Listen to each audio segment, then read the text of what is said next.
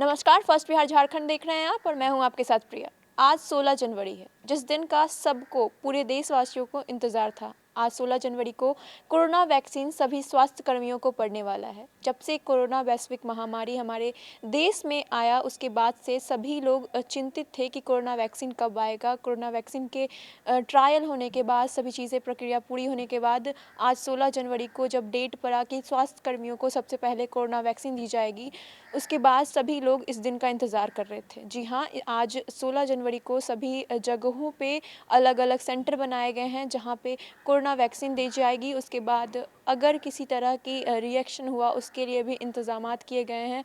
साथ ही रजिस्ट्रेशन करवाए गए हैं। जब उस केंद्र पे आप पहुँचेंगे तो वहाँ तमाम जो चीज़ें हैं वो आपको फॉलो करनी होंगी। उसके बाद ही आपको कोरोना वैक्सीन पड़ेगी। इसके बाद आपको वहीं कुछ देर के लिए रहना होगा कि आपके ऊपर किसी तरह का रिएक्शन तो नहीं हो रहा है। अगर रिएक्शन होगा तो उसके लिए भी इंतज़ाम किए गए हैं। हालाँकि कहा जा रहा है कि रिएक्शन की जो चांसेज़ हैं वो काफ़ी कम है, लेकिन तब भी सारे इंतज़ामात किए गए हैं।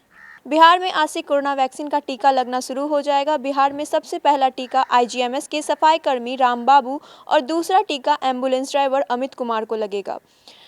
सीएम नीतीश कुमार आज 10:45 आईजीएमएस जाएंगे, जिसके बाद टीकाकरण की शुरुआत करेंगे। टीकाकरण के पहले चरण में पंजीकृत 4,62,275 स्वास्थ्य कर्मियों का टीकाकरण किया जाएगा। राज्य स्वास्थ्य समिति ने सभी जिलों के डीएम और सिविल सर्जनों को निर्देश दिया है। बिहार में कोरोना टीकाकरण को लेकर राज्य में 300 टीकाकरण केंद्र बनाए गए हैं। सभी 9 सरकारी मेडिकल कॉलेज, अस्पताल सहित जिला स्तरीय अस्पताल और विभिन्न प्राथमिक चिकित्सा केंद्रों में भी कोरोना टीकाकरण केंद्र बनाए गए हैं। सीरम का कोरोना वैक्सीन 12 जनवरी को पटना पहुंचा था। रिसीव करने के लिए बिहार के स्वास्थ्य मंत्री मंगल पांडे खुद पहुंचे थे। मंगल पांडे ने इस दिन को ऐतिहासिक बताया था। फिर सभी जिलों में कोरोना का वैक्सीन भेजा गया। अब कल से टीकाकरण की शुरुआत होगी। इसके अलावा वैक्सीन लगाने की प्रक्रिया के बारे में अगर हम बात करें तो वैक्सीन सेंटर पर वैक्सीन ऑफिसर 1 की भूमिका होगी। वो आपका रजिस्ट्रेशन चेक करेंगे और ये तय करेंगे कि आपको आगे भेजा जाए या नहीं। अगर आप इस जांच में पास होते हैं तो आपको अगले अधिकारी के पास भेज दिया जाएगा। इसके बाद वैक्सीन ऑफिसर 2 आपके आधार कार्ड की जांच करेंगे, क्या आप वही व्यक्ति हैं या नहीं। अगर आपके पास आधार कार्ड नहीं है तो PAN card, driving licence, passport की कॉपी दिखानी होगी। और अगर ये भी नहीं है तो आपको सर्विस आईडी कार्ड दिखाना होगा। अगर ये भी नहीं है तो उसका संस्थान से जारी चिट्ठी दिखाना होगा। इसके बाद वैक्सीन ऑफिसर आपको वैक्सीन लगाएगा। यह अधिकारी वैक्सीन लगाने के बाद वैक्सीन ऑफिसर 2 को वैक्सीन लगाने की सूचना देगा, ताकि वो इसे अपने रिकॉर्ड में अपडेट कर लें। इसके अलावा वैक्सीन सेंटर पे ही वैक्सीन लगाने वाले को वैक्सीन सर्टिफिकेट मिलेगा।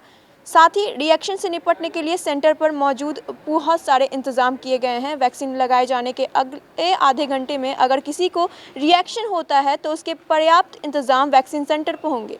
एनाफाइलैक्सिस किट और AEFI किट हर सेंटर पर रहेगी, जिसमें वो सारी दवाइयाँ होंगी जो किसी भी तरह के रिएक्शन को बेअसर करने के लिए काफ़ी है। तो ज़रूरी ये है कि अगर इन श्रेणियों में आते हैं तो वैक्सीन सेंटर तक ज़रूर जाएं। इसके अलावा सरकार ने अपील की है कि किसी भी तरह की अफवाह से बचें। अफवाह बहुत सारे फैलाए जा रहे हैं कि जो वैक्सीन है वो कारगर नहीं है, इसके अलावा वो रिएक्ट करेगा। इन तमाम जो चीज़ों से हैं आप बचें। अगर आप इन श्रेणियों में आते हैं तो आप ज़रूर वैक्सीन सेंटर पे जाएं, और अगर आपने रजिस्ट्रेशन करवाया है तो वहाँ जाकर सारी प्रक्रिया पूरी करें। साथ ही वहाँ अगर आपको किसी भी तरह का असुविधा होता है, अगर वैक्सीन लेने के बाद, अगर टीका लेने के बाद, तो तुरंत ही डॉक्टर से संपर्क करें। डॉक्टर तुरंत ही वहाँ पे आपको इलाज करेंगे। इसके अलावा सारी जो टीका है उसके लिए भी सभी तरह की व्यवस्था है। तो ऐसे ही अपडेट पाने के लिए आप हमारे साथ जुड़े रहें। अगर आपने अभी तक हमारे चैनल को सब्सक्राइब नहीं किया तो सब्सक्राइब कर लीजिएगा। साथ ही हमारी हर वीडियोस को लाइक कीजिएगा। तब तक के लिए धन्यवाद।